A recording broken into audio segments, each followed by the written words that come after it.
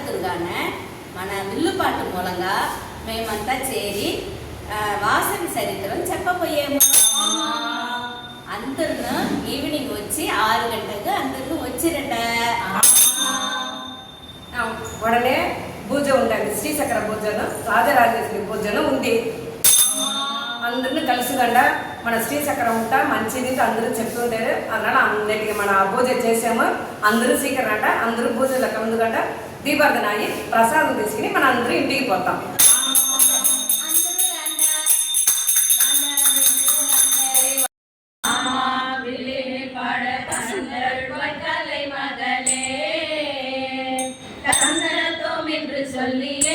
வில்லினில் பாட ஆமா வில்லினில் பாட வந்தருள்வாய் கலை மகளே. வந்தனங்கள் செய்து மகிழ்ந்தோம் ஆமா வந்தனங்கள் செய்து மகிழ்ந்தோம் ஆமா உன்னருள் தந்து வாழ்த்த வேண்டும் கலை மகளே. வந்தனங்கள் செய்து மகிழ்ந்தோம் ஆமா வந்தனங்கள் செய்து மகிழ்ந்தோம் உன்னருள் தந்து வாழ்த்த வேண்டும் கலை மகளே. தாளத்தோடு 7 சந்தங்களும் தாளத்தோடு 7 சந்தங்களும் தாளத்தோடு பானை உருமி தட்டை துன்றுமியோடு ஆமாடுன்றுமியோடு அத்தனையும் மேளத்தோடு பானை உருமி தட்டை துன்றுமியோடு ஆமாடுன்றுமியோடு அத்தனையும் மேளத்தோடு சக்தி பகவதி சங்கரி சாமுண்டி சாம்பவி பைரவி அன்னை என பக்தர் பல பெயர் வைத்து அழைப்பது ஆதிபராசக்தி தன்னை. சக்தி பகவதி சங்கரி சாமுண்டி சாம்பவி பைரவி அன்னை என பக்தர் பல பெயர் வைத்து அழைப்பது ஆதிபராசக்தி தன்னை. அவள் காஞ்சியில் காமாட்சி உயர் காசி விஷாலாட்சி அவள் காஞ்சியில் காமாட்சி உயர் காசி விஷாலாட்சி தில்லையில் சிவகாமி உயர் தில்லையில் அபிராமி தில்லையில் சிவகாமி திருக்கடையூரில் அபிராமி இன்னும் சமயபுரத்திலே தாயே இன்னும் சமயபுரத்திலே மாறி என்னும் பெயர் அவளின் அரசாட்சி. தமிழ் சங்கம் வளர்த்த மதுரை ஆண்டவள் மீனாட்சி அரசாண்டவள் மீனாட்சி. சக்தி பகவதி சங்கரி சாமுண்டி சாம்பவி பைரவி அன்னை என பக்தர் பல பெயர் வைத்து அழைப்பது ஆதிபராசக்தி தன்னை. சக்தி பகவதி சங்கரி சாமுண்டி சாம்பவி பைரவி அன்னை என பக்தர் பல பெயர் வைத்து அழைப்பது ஆதிபராசக்தி தன்னை. ஆமா நாம எதுக்காக இங்க வந்திருக்கோம்? அதுவா நம்ம குலதெய்வம் ஸ்ரீ வாசவி கன்னிகா பரமேஸ்வரி சுயசரிதத்தை நம்மளோட சந்ததிகளுக்கும் எடுத்து சொல்லவும் இங்க இப்ப நடக்க போற ஸ்ரீசக்கர பூஜையின் மகிமையை பத்தியும் நமக்கு தெரிஞ்சத நம்ம ஊர் ஜனங்களுக்கு வில்லுப்பாட்டு மூலமா சொல்லலாம்னு வந்திருக்கோம். சொல்லுங்க சொல்லுங்க, எங்களுக்கு ரொம்ப ஆர்வமா இருக்கு. சீக்கிரமா சொல்லுங்க, நாங்களும் தெரிஞ்சுக்கிறோம். ஜெய் வாசவி ஜெய் வாசவி ஜெய் வாசவி ஜெய் వాసవి జై వాసవి అంటే మనం పిలిచిన జగమంతా పెరుగుతుంది, కొత్త శక్తి కలుగుతుంది. జై వాసవి జై వాసవి జై వాసవి. ஆமாங்க உண்மைதான். ஜெய் வாசவின்னு சொன்னாலே ஒரு வைப்ரேஷன் வருது பாருங்க. நம்ம வாசவி எங்க எப்படி பொருந்தாங்கன்னு சொல்லுங்கக்கா. நாங்களும் இதை கேட்டு எவ்வளவு ஆர்வமா அமைதியா உட்கார்ந்துட்டு இருக்கோம். பாருங்க எப்படி உட்கார்ந்துட்டு இருக்காங்க. சொல்றேன் வெணுகொண்டான்ற பட்டணத்துல. அக்கா இருங்க, வெணுகொண்டாவா? அது எங்க இருக்கு? அது எப்படிப்பட்ட ஊரு? சொல்றேன். பிரம்மதேவர் பாஸ்கராச்சாரியாராகவும் சிவன் நகரேஸ்வரராகவும் கோவில் கொண்ட புண்ணிய ஸ்தலம் தான் வெணுகொண்டா. வணிக குண நாயகனாகவும் வெணுகொண்டாவை பரிபாலனம் செய்து வந்த குசுமஸ்ரேஷ்டி குசுமஹா தம்பதிகளுக்கு எல்லா செல்வங்களும் இருந்தும் குழந்தை செல்வம் இல்ல. குழந்தை செல்வம் இல்லையேன்னு வருந்திய கிருஷ்ணசேஷி தம் குலகுருவான பாஸ்கராச்சாரியாரிடையே நாடினார். அப்படியா? குலகுரு பாஸ்கராச்சாரியார் என்ன சொன்னார்? தசரத மகாராஜா செஞ்சாரில புத்திரகாமேஸ்வரி யாகம்னுட்டு, அது போல புத்திரகாமேஸ்வரி யாகம் செய்ய சொன்னாரு. குசுமஸ்ரேஷ்டியும் குலகுரு பாஸ்கராச்சாரியா உதவியோட பக்தி சிரத்தையோட புத்திரகாமேஸ்வரி யாகம் செஞ்சாரு. அப்படியே பக்தியுடன் செய்த யாகத்தின் பலனாக அக்னி பகவான் 2 கனிகளை பாஸ்கராச்சாரியிடம் கொடுத்தார். அவரும் அந்த கனிகளை குசுமாமா குசுமஸ்ரேஷ்டி தம்பதியிடம் கொடுக்க அவரும் அதை பக்தி சிரத்துடன் வாங்கி உண்டனர். அப்புறம் என்னாச்சு? அம்பிகை அருளால் குசுமாம்பாள் கருத்தரித்தாள்.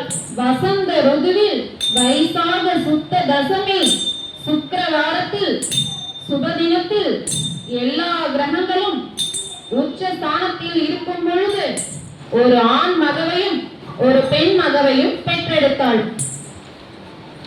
ஓ, இந்த பெண் குழந்தை தான் நம்ம வாசவி மாதாவா? ஆமாமா, அந்த குழந்தை தெய்வாம்சம் உள்ள ஒரு கையில் கிளியும் மற்றொரு கையில் வீணையும் மற்ற 2 கைகளில் தாமரையும் பாசத்தையும் ஏந்தி 4 கரங்களுடன் கோடி சூரிய பிரகாசத்துடன் அழகு பிம்பமாக காட்சி கொடுத்தார். தானே மலர்மகள், மலைமகள், கலைமகள் என்று காட்டிக் கொடுத்தார். பெற்றோர்களின் வேண்டுகோளின்படி தன் சுயரூபத்தை மறைத்து சாதாரண பெண்ணாக மாறி வளர்ந்தார். அப்படியா? கேட்க கேட்க ஆனந்தமாகவும் ஆர்வமாகவும் இருக்கே. மேலே சொல்லுங்க. நம் குலகுரு பாஸ்கராச்சாரியா அருளோடு 2 குழந்தைகள் வாசவி, விருபாக்ஷன் என்று பெயரிட்டு 4 மேனியும் பொழுதொரு வண்ணமுமாக வளர்ந்தார்கள். இப்படி ஆயக்கலைகள் அனைத்தையும் நம் வாசவி தேவி கற்றாள். சிவ பூஜைகள், ஆச்சார அனுஷ்டானங்கள் கொண்டவளாகவும் தன் அவதார ரகசியத்தை வெளிப்படுத்தும் காலத்தினை எதிர்நோக்கி காத்திருந்தாள். அப்புறம் ஒன்னு கேக்குறேன், சொல்லு பார்க்கலாம். கேளுங்கக்கா, எனக்கும். அவர்களும் தங்கள் மரபுப்படி வீடுதோறும் விளக்கேற்றி வைத்து பூரண கும்பம் மரியாதை கொடுத்து குடும்பத்துடன் வரவேற்று வணங்கி மகிழ்ந்தார்கள். நகர பிரமுகர்களும் நாடறிந்த வைஷ்ய சம்மலும் ஆன நம் குசுமஸ்ரேஷ்டியும் நம் வீட்டருகே மனைவி மக்களுடன் மன்னனை வரவேற்றார். பெண்கள் ஆரத்தி எடுத்து வரவேற்றார்கள். தந்தையின் அருகே நின்ற நம் வாசினியை அருகில் மன்னன் விஷ்ணுவர்தனன் மயங்கினான். நிலை தடுமாறினான். வாசினை மணிமுடித்து கொடுத்தருமாறு வேண்டினான். நம் வைஷ்ய மக்கள் மன்னனின் வேண்டுகோளை ஏற்கவில்லை. விஷ்ணுவர்தனும் விடவில்லை. சாம, வேத, தான, தண்ட முறைகளில் ஈடுபட்டான்.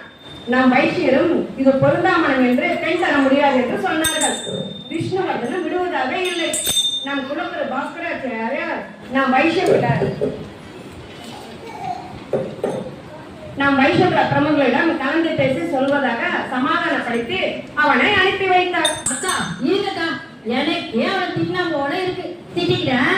கிராதகன், பாவி, நம் குலத்தை அழிக்க வந்த காலுகன். நீங்களே சொல்லுங்க. நம்ம குலகுருவும் நம் மக்கள் அனைவரிடமும் கலந்து பேசினார். இதில் பலர் மன்னனுக்கு நம்ம வாசவியை மனமுடித்து தரவில்லை என்றால் அவன் நம்மை சிறைபிடிப்பான், நம்மை அடிமைப்படுத்துவான், அவனால் நமக்கு பல தொல்லைகள் வரும் என்று பயந்தார்கள். கொஞ்சம் பேர் நம் வாசவியை மன்னனுக்கு கொடுத்தால் நம் வடிவம் செழிக்கும், நாம் வளமாக வாழலாம் என்று ஆசைப்பட்டார்கள்.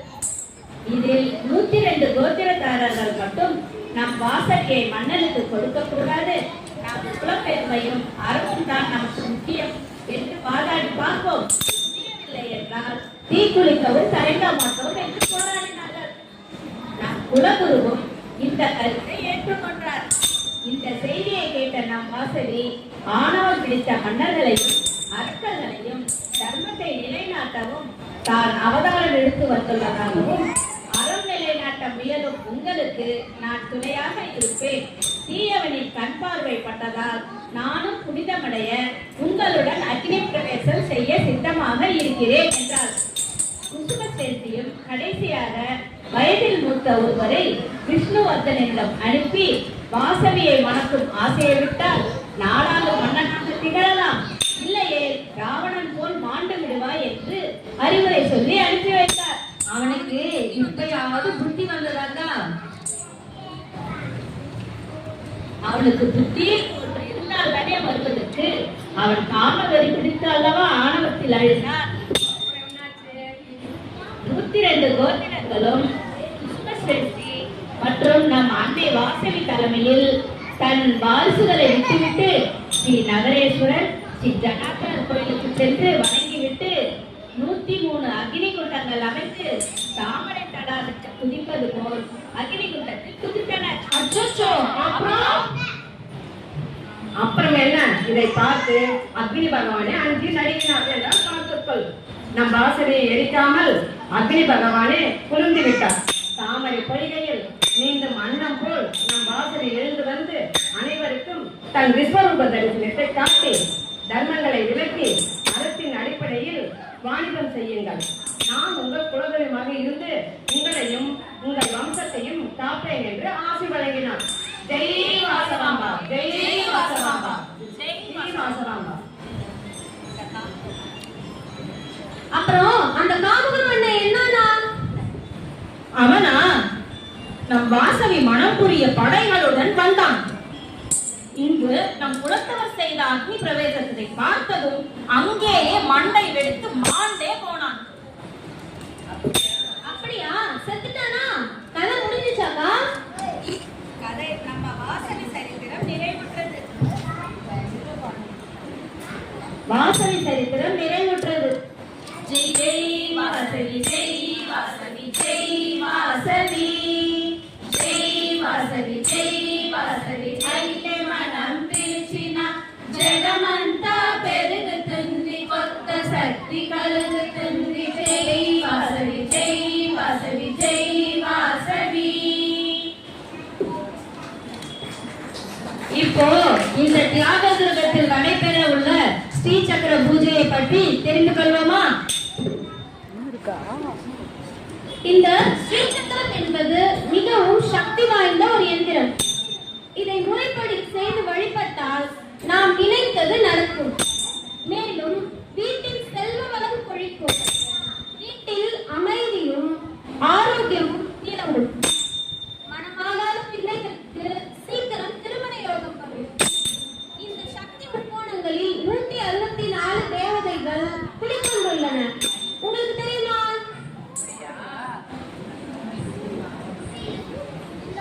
ஆமாம், ஒரு கோயில் ஆகட்டும், கும்பாபிஷேகம் ஆகட்டும், இந்த ஸ்ரீ சக்கரம் பூஜையில் வைத்து ஹோமம் வளர்த்து பின் இதை பிரதிஷ்டை செய்வார்கள்.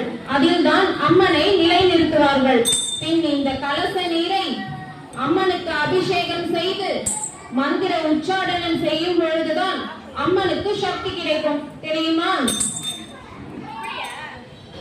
ஆமாம், அப்பேற்பட்ட ஸ்ரீ சக்கரம் பதித்த காசுகளை வைத்து பூஜை செய்து நம் நலனுக்காகவும் நம் வாசவி அன்னையின் அவதார பெருமை நடக்கும் நம் சன்னதியினருக்கும் இங்கு இந்த வில்லுப்பாட்டை இவ்வளவு நேரம் பொறுமையுடன் இக்கதையை கேட்ட பெரியவர்கள் சிறியவர்கள் அனைவருக்கும் நமது நன்றியினை தெரிவித்துக் கொள்கிறோம்.